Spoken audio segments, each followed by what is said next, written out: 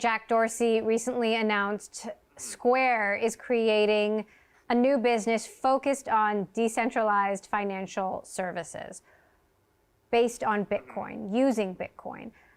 What have you learned about Jack Dorsey's plans? Does it seem like he's building something that sounds a lot like Ethereum? I'm skeptical about these decentralized finance on top of Bitcoin type of projects. Basically because like the difference between Bitcoin and Ethereum, right? This is that on Ethereum, there's like native functionality that allows you to essentially directly put either ETH or Ethereum based assets into these smart contracts, into these lockboxes where there's then like arbitrary conditions of any kind that can then govern how those assets get released.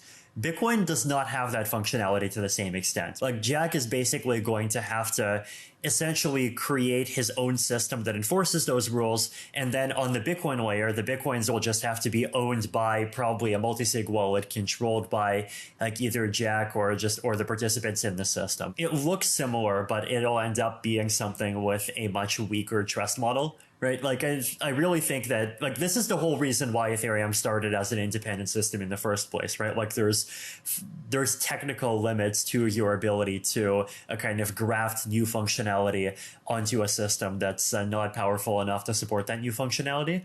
Facebook's Mark Zuckerberg is also making some big moves behind the metaverse, and what do you make of them wading into this decentralized world? Could they replicate some of the same problems that we see in Facebook and Twitter today? I think Mark is clearly trying to figure out what the next stage after the internet is and like actually get into it and create it. But before the rest of the world goes in some different direction, and Facebook is sort of left in the dust and becomes one of these kind of previous generation old world companies.